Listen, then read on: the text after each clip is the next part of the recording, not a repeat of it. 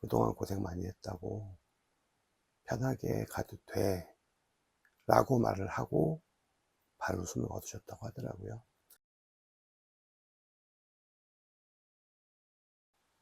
안녕하세요, 노랑잠수함입니다. 오늘 소개할 책은 이 책입니다. 아버지의 해방일지, 정지아님께서 쓰셨고 창비에서 2022년 9월 2일 날 출간된 책입니다. 사실 뭐 신간은 아니죠. 신간은 아니고 나온 지 2년이 넘었으니까 좀 된 책이긴 하죠. 그런데 예전부터 관심이 있었긴 했는데 이상하게 구입을 못했어요. 이번에 이제 제가 책을 몇 권을 사면서 사는 김에 같이 샀습니다. 사서 읽어봤고요. 읽고 난 다음에 내린 결론은 진작 사서 읽을 걸 그랬네 라는 생각을 좀 했습니다. 일단 재밌었습니다. 그것만으로도 일단 이지만 좋은 책입니다. 저는 소설은 무조건 재미있어야 된다라는 생각을 갖고 있거든요. 그래서 저는 재미없는 소설은 싫습니다. 얼마 전에 그때가 뭐 무슨 리틀 라이프인가 뭔가 해가지고 남자에게 인상 잔뜩 쓰고 있는 책이 한 권 있는데 그 책은 꽤나 눈에 자주 띄어서 한번 사봤 들었습니다. 그랬는데 재미없더라고요. 그래서 두 권짜리 책인데 첫 번째 책을 3분의 2 정도까지를 억지로 읽었는데 도저히 무슨 말을 하는지 모르겠어서 결국엔 그 책은 포기를 했거든요. 그런 관점에서 보자면 두께도 얇고 재미있는 이 책은 아주 훌륭한 책입니다. 이 책에 대한 소개 글이나 아니면 다른 사람들의 리뷰를 봐도 꼭 언급하는 부분이 있습니다. 그리고 남들은 언급하니까 나는 안 해야겠다고 생각을 했지만 어쩔 수 없이 저도 언급을 할 수밖에 없는 부분이 있는데 이 책의 첫 문장입니다. 첫 문장이 이렇게 표현하면 어떨지 모르겠습니다만 정말 소설 같고 되게 멋집니다. 첫 문장이 이겁니다. 아버지가 죽었다. 전봇대에 머리를 박고 평생을 정색하고 살아온 아버지가 전봇대에 머리를 박고 진지일색의 삶을 마감한 것이다. 심지어 그 다음 문장은 이렇게 이어집니다. 만우절은 아니었다. 만우절이라 한들 그런 장난이나 유머가 오가는 집안도 아니었다. 유머라니 유머는 우리 집안의 일종의 금기였다. 사실 책장을 펼치지 않았다면 모를까 이렇게 시작하는 문장을 두고 이 책을 사실 더 적을 수는 없는 거죠. 그래서 쭉 읽었습니다. 결론부터 말을 하자면 전봇대에 머리를 박고 죽은 아버지는 빨치산이었습니다. 그것도 그 원조라고 할 수 있는 굿빨치였다고 합니다. 그런 아버지가 위장자수를 하고 남한 땅에 정착해서 평생을 살았다는 이야기고 그런 아버지가 죽고 난 뒤 3일 동안 장례를 치르는 동안에 장례식장에 온 손님들을 맞이하는 그런 이야기입니다. 사실 제가 이 책을 조금 더 진지하게 읽은 건 조금 더 몰입해서 읽을 수 있었던 건 아마도 제가 최근에 읽은 조정원 선생님의 책 태백산맥 때문일 것 같아요. 태백산맥은 사실 분량이 엄청나죠. 10권 정도가 되는 분량인데 따지고 보면 그 엄청난 분량이 전부 다 빨치산의 이야기를 담고 있습니다. 해방 이후에 이야기가 시작을 하고요. 그리고 유교가 끝날 때까지 해서 유교 전쟁까지를 다룬 그 책에서 사실 조정래 작가는 그 빨치산의 시간들을 제 느낌 어떠냐면 마치 현미경이나 돋보기를 들이대고 아주 세밀하게 들여다보듯 그렇게 묘사를 했던 걸로 다 기억을 해요. 그리고 그 책에서 말했던 그 빨치산 그 중에서도 원조로 할 수 있는 굿발치의 구성원이었던 사람이 이 책의 주인공이자 소설의 시작부터 죽어버린 어, 이 책에서 이제 말하는 사람은 이 사람의 딸이거든요. 그의 아버지입니다. 사실 이제 이 책을 읽고 난 다음에 리뷰를 하기 전에 일단 유튜브에서 다른 사람들 어떻게 리뷰를 했는지 찾아봤거든요. 그러다가 알릴레오 북 채널에서 유시민 작가하고 조두진 변호사가 정지아 작가하고 함께 이 책에 대해서 이야기한 1시간 정도 되는 분량의 영상을 보게 됐거든요.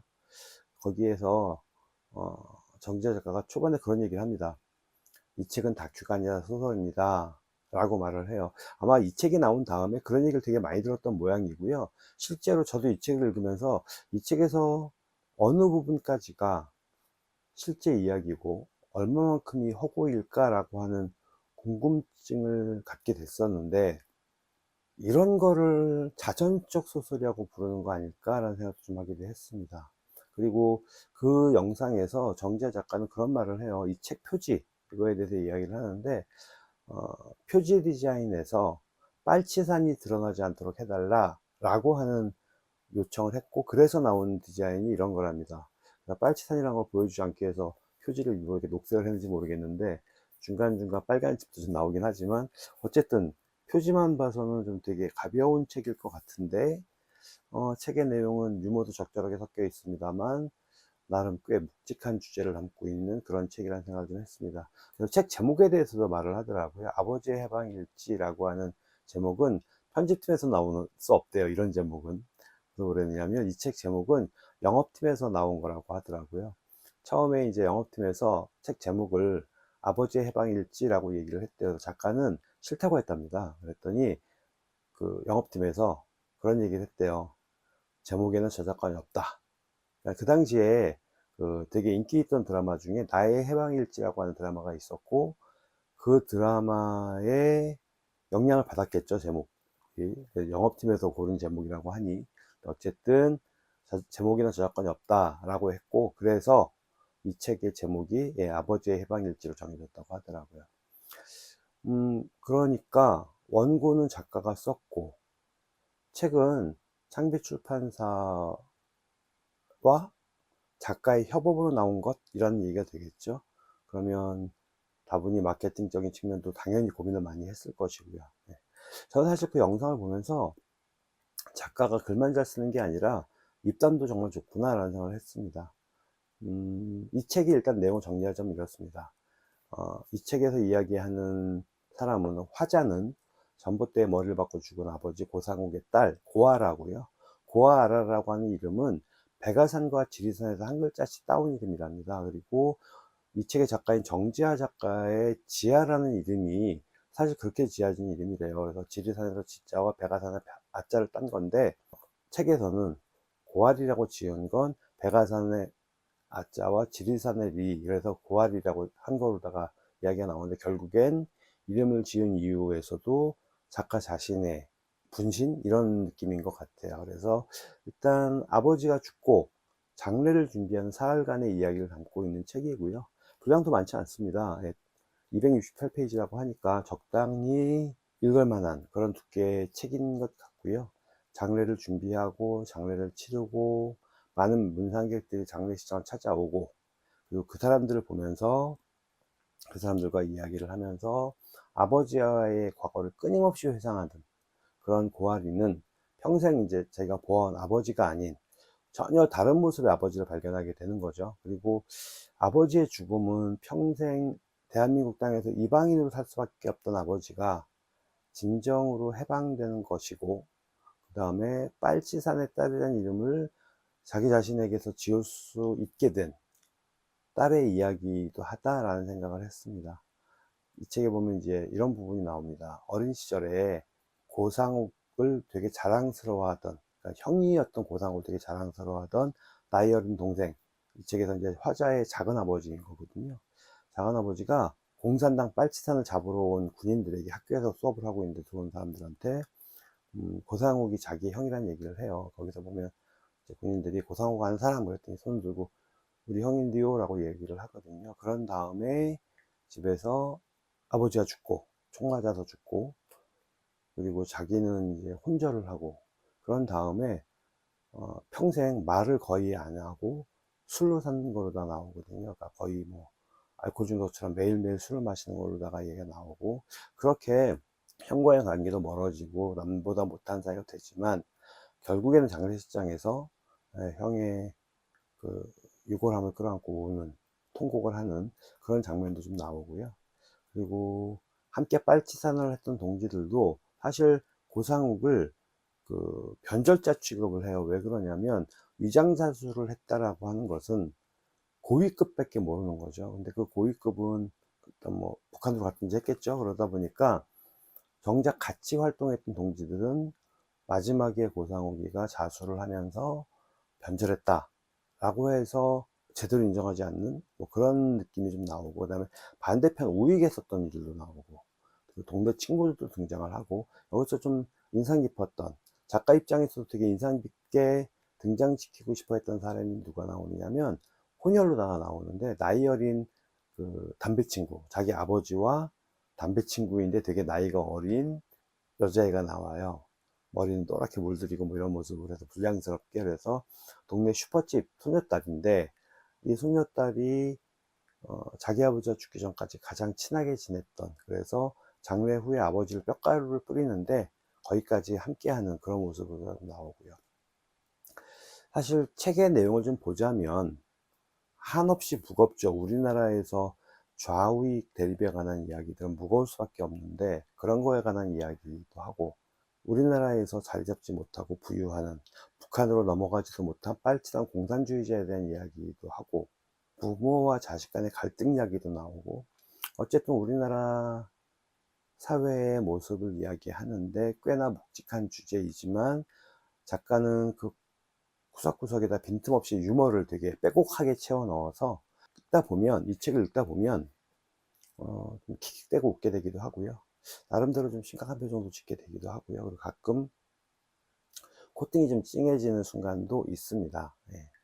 사실 제가 이제 이 책을 읽으면서 계속, 특히 이제 이 리뷰를 하면서도 그렇습니다만, 계속 조정래의 태백산맥 얘기를 좀 하게 되는데, 사실 조정래의 작품을 읽으면서는 그런 생각을 했어요. 우리나라의 역사, 사상, 이런 것들은 아직 정리되지 못했다라고 하는 한탄을 좀 했고요. 그리고 이 책은 그런 저의 생각을 사실이라고 말해주는 책이더라고요. 이 책에 보면 이제 어떤 부분이 나오느냐면, 그 죽은 고상욱의 친구 중에 하나가 마치 아주 댄디한 압구정동의 멋진 신사 같은 모습으로 등장을 해요. 그래서 돈 많은 여자를 꿰어서 같이 살고 있는 한량으로 등장을 하는데, 뭐라고 말을 하느냐면 노동이 죽기보다 싫다고 얘기를 해요. 빨갱인데, 예, 공산주의자인데.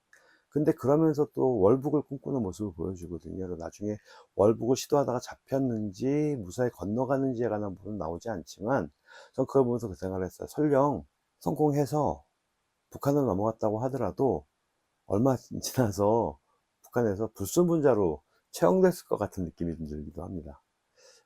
많지 않은 분량인데 이렇게 다양한 이야기를 참 잘도 다듬어 넣었다라는 생각이 들면서, 참 작가가 대단하다라는 생각을 좀 했습니다. 이 책의 출판사에서 말하는 책 소개를 한번 볼까요? 김유정 문학상, 시문문학대상, 이효석 문학상 등을 수상하며 문학성을 두루 입증받은 리얼리스트 정지아가 무려 32년 만에 장편소설을 발표했다. 써내는 작품마다 삶의 현존을 정확하게 묘사하며 독자와 평단의 찬사를 받아온 작가는 이번에 역사의 상흔과 가족의 사랑을 엮어낸 대작을 선보임으로써 선 굵은 서서에 목마른 독자들에게 한 모금 청량음료 같은 해가를 선사한다. 소설은 전직 빨치산 아버지의 죽음 이후 3일간의 시간만을 현재적 배경으로 다루지만, 장례식장에서 얽히고 설킨 이야기를 따라가다 보면 해방 이후 70년 현대사의 질곡이 생생하게 드러난다. 이러한 웅장한 스케일과 함께 손을 놓을 수 없는 몰입감을 동시에 안겨주는 것은 정지아만이 가능한 서사적 역량이다. 작가 소개글은 이렇게 적어놨습니다. 정지아, 1965년 전라남도 구례에서 태어나 중앙대학교 대학원 문예창작학과에서 박사학위를 받았습니다. 1996년 조선일보 신춘문예에 당선되어 작품 활동을 시작했습니다.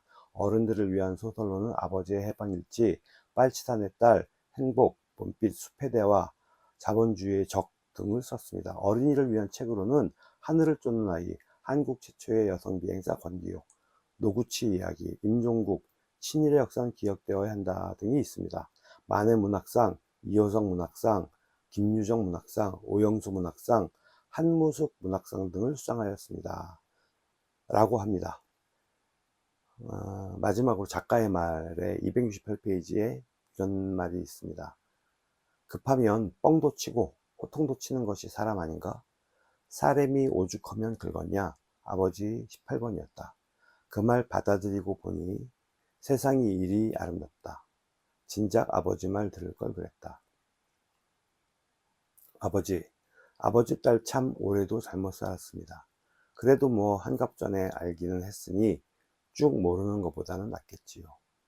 딸을 대장부의 몸으로 낳아주신 것도 하의, 상의 인물로 나와주신 것도 다 이해할 터이니 그간의 오만함을, 무례를, 그간의 오만을, 무례를, 어리석음을 너그러이 용서하시길. 감사합니다, 아버지. 애기도 하는 이 쉬운 말을 환갑 목전에 두고 아버지 가고 난 이제야 합니다. 어쩌겠어요, 그게 아버지 딸인 걸. 못난 딸이 이 책을 아버지께 바칩니다. 정지아. 사실 저는 이 책을 읽으면서 그렇게까지 눈물이 흐르진 않았었거든요. 그런데 문득 그런 생각을 좀 했습니다. 이 책의 작가가 말하는 아버지는 빨치산의 무게를 지고 평생을 살아왔지만 우리 모두의 아버지들은 그 나름대로 되게 무거운 질문을 지고 살지 않으셨을까? 제 아버지께서 돌아가시던 모습도 좀 생각을 좀 했습니다. 아버지는 어려서, 지금은 통영이라고 그러죠. 충무 사셨었는데 거기서 가출을 해서 평생을 사셨죠. 그리고 이제 나중에 물론 결혼하시고 난 다음에 집에 왔다 갔다 하시긴 하셨지만 어쨌든 그렇게 고학을 하시고 사업을 하시고 평생을 사셨어요. 그러던 아버지가 누나, 저, 여동생까지 키우셨고요. 사업하실 때 잘 나갈 때는 꽤 잘 나가셨고요. 뭐 직공을 100몇십 명 이상을 두고 공장을 운영하셨으니까. 그러다가 공장이 쫄딱 망해서 되게 어렵게도 사셨고, 그런 아버지가 2017년 2월 27일 돌아가셨거든요. 그날의 모습이 되게 좀 인상적이었는데, 저는 이제 그때 서예를 배우러 갔었어요. 가서 붓글씨 쓰고 있는데 제 딸아이한테도 전화가 왔어요. 아빠, 할아버지가 이상해. 그래서 정말 총알처럼 뛰어갔는데 돌아가셨더라고요. 근데 119에다 전화 걸었더니 뭐라고 얘기를 하느냐면, 돌아가신 분은 자기네가 수습을 못한대요. 그래서 그런 경우는 경찰로 가야 되는데 얼마나 됐냐 그러길래 시간 몇 분 정도 지났습니다 라고 얘기를 했더니, 그러면 혹시 모르니까 자기네들이 전화를 다 시키는 대로 인공호흡을 한번 해봐라, 심장 마사지를 한번 해봐라, 그 사이에 자기네가 출두를 하겠다. 그래서 제가 인공호흡을 이제 아버지 가슴 마사지를 했고, 그리고 돌아가셨어요. 근데 나중에 장례식까지 다 끝난 다음에 어머니 말씀을 들어보니까 되게 힘들게 거칠게 숨을 쉬시더래요, 아버지가. 그래서 어머니가 뭐라 하셨냐면, 그동안 고생 많이 했다고, 자식들 다 컸고 이제 걱정할 거 없으니까 너무 힘들게 그러지 않아도 돼, 편하게 가도 돼 라고 말을 하고 바로 숨을 거두셨다고 하더라고요. 사실 우리는 살면서 어머니에 대한 어떤 그런 애틋함 상상하고 있죠. 반면에 아버지는 그러면서 약간 좀 밀리는 것 같아요. 근데 이 책을 읽으면서 이 책의 작가는 빨치산 아버지를 얘기했지만 저는 인천가족공원에 모신 제 아버지 생각을 많이 했습니다. 감사합니다. 아버지의 해외여행일지 정지아 작가의 소설을 소개하는 리뷰였습니다. 감사합니다. 노랑점점이었습니다.